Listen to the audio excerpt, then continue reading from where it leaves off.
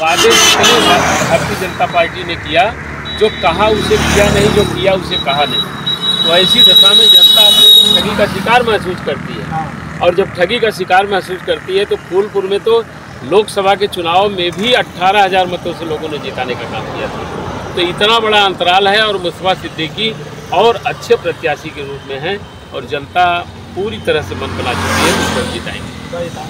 अच्छा, 9 जगह चुनाव हो रहे हैं, जैसे एक अयोध्या की सीटें को मान लेकिन उसमें भी वोट न आने, क्या लगता है आपकी 9 इसके आधार पर, फूलपुर के आधार पर मैं देखता हूं तो मुझे स्पष्ट तरीके से कहने में कोई संकोच नहीं है कि पूरा 9 की 9 सीट समाजवादी पार्टी इंडिया गठबंधन जीतेगी। यहीं पर छात्रों का आंदोलन हुआ था और उसमें बड़े ही उग्र तरीके से छात्रों का आंदोलन हो गया था, तो सरकार ने बातें मान ली थी। तो जिससे स्पष्ट नजर आ रहा था कि चलिए जो छात्रों की मांगे हैं जो पूरी की गई चुनाव से पहले। तो आपको क्या लगता है कि ये जो चुनाव, अच्छा ये बताइए, ये मजाक न कहूँ तो और मैं क्या कहूँ। ऐसी परिस्थिति ला के उन युवाओं और क्या कहते हैं बच्चों के सामने रख दिया गया जहाँ तमाम सारे लोगों का जीवन एकदम अधर में हो गया। जिनको कल का अधिकारी बनना है और जिनको अधिकारी बनना है उसको इस तरह से खरादा जा रहा है कि हम 2 शिफ्ट में परीक्षा कराएंगे, 2 बार में जो है माने क्या कहते हैं परीक्षा लेंगे। और जहां ये कहा जाता है कि 1 नेशन 1 इलेक्शन, इस तरह की बात कहने वाली सरकारें इस तरह से परीक्षा नहीं करा पा रही हैं। ये बताइए उनके साथ ये पूर्ण मजाक हो रहा है कि नहीं हो रहा है। और जब माननीय हमारे राष्ट्रीय अध्यक्ष जी फूलपुर में आए और आने के बाद उन्होंने भरपूर समर्थन कर दिया कि इनकी मांग जायज़ है, बच्चों की मांग जायज़ है। और जब इस तरह की आवाज़ उठी कि सारे बच्चे वो एक जात बिरादरी के नहीं थे, उसमें ऊंची जात, पिछड़ी जात, अनुसूचित जात, हिंदू मुसलमान सारे बच्चे थे, बच्चियाँ थीं, और सब लोग जब निकल के आ गए कि नहीं हम इसको नहीं मानेंगे, तो इसी सरकार को अपना कदम पीछे खींचना। माननीय राष्ट्रीय अध्यक्ष जी के समर्थन कर देने के बाद सरकार बैक हो गई कि अब हमारा ये चल नहीं पाएगा।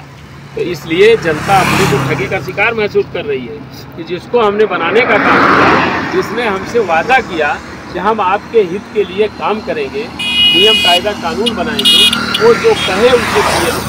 15-15 लाख रुपये कहीं नहीं हुआ। 2 करोड़ लोगों को हर साल नौकरियाँ देने को कहीं नहीं हुआ। किसानों को उनकी उपज का दुगुना मूल्य दिलाने को कहीं नहीं हुआ। उल्टा किसानों के लिए काला कानून ऐसा बन गया था कि जिसके लिए आपने देखा था गाजीपुर बॉर्डर पर गाजियाबाद में, और जिस तरह से हजार साल मर गए और मर गए। इसके बाद सरकार ने वही फैसला फिर वापस लिया और तरह तरह की परिस्थितियों में सबको गुमराह करके रखे हैं। जनता इस भाव को समझ गई है और इसका बदला ये चुनाव में लेगी। अच्छा, ऐसे में ये बताइए, जिस प्रकार से छात्रों की बात होगी रोजगार के ऊपर, सरकार कह रही है कि हम तो इसमें क्या लगता है आपको कि बेरोजगारी का स्तर जो है वो पहले की अपेक्षा भी बढ़ा है? आपने देखा कि प्रावेशीकरण जिस तरह से हो रहा है, तमाम विभागों को उठा के ठेकेदारी वाली प्रथा पे ले दिया जा रहा है। अब सरकारी नौकरियां कहाँ पाएंगे लोग, कहाँ पाएंगे? जब तक इस सरकार हटेगी नहीं, जब तक कोई तौर तरीका बनेगा नहीं, तब तक तो लोगों को नौकरी मिलना बड़ा दूर का विषय हो गया। आखिर ये बताइए कि जिन लोगों ने उस समय के 18 नौजवान, जिनके सामने ये कहा गया कि 2 करोड़ लोगों को नौकरियां देंगे और 2 करोड़ की बात 10 साल की वो सरकार बीत गई। 10 साल में बताइए 22 साल की जिसकी संख्या रही है, जो उम्र रही है, 22 साल में 10 जोड़ दीजिए 32 साल के हो गए। धीरे धीरे उनका उम्र भी खत्म हो रही है नौकरी। लेकिन वहीं पर जैसे अग्निवीर की योजना हो गई, तमाम इस प्रकार की योजनाएं लेकर के सरकार आएगी, इससे जो है जो आने वाले जो भविष्य है युवाओं का वो सुधरेगा। तो आपको क्या लगता है कि ये आप बताइए, उनका भविष्य तो बिगाड़ दिया गया। 4 साल की कोई नौकरी होती है, 4 साल में रखा था सेना में जाने वाला व्यक्ति।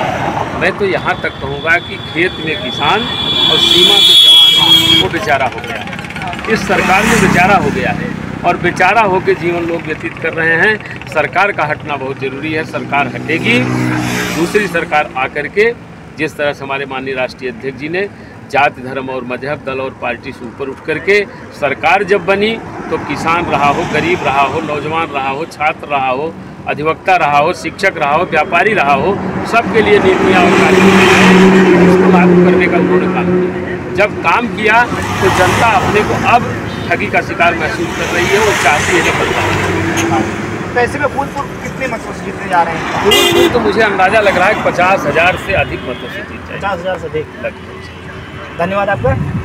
इस प्रकार से यहाँ पे बात कर रहे थे और उन्होंने बताया कि फूलपुर की सीटें जो हैं वो 50,000 से ज़्यादा इस बार फूलपुर की सीट जीतने जा रही है समाजवादी पार्टी। देखना है कि इसमें आगे क्या नतीजे निकलते आते हैं और बहुत ही जल्द कह सकते हैं कि कल ही चुनाव होना है और कल वोटिंग जिस प्रकार से पड़ेगी उसी से अंदाज़ा लगाया जा सकता है कि यहाँ पर वोट प्रतिशत किस प्रकार से पड़ रहा है और वोटिंग कितनी ज़्यादा पड़ने वाली है। फिर मिलते हैं साथ ही किसी नेक्स्ट वीडियो में और भी खबरों के साथ। जय हिंद, जय भारत।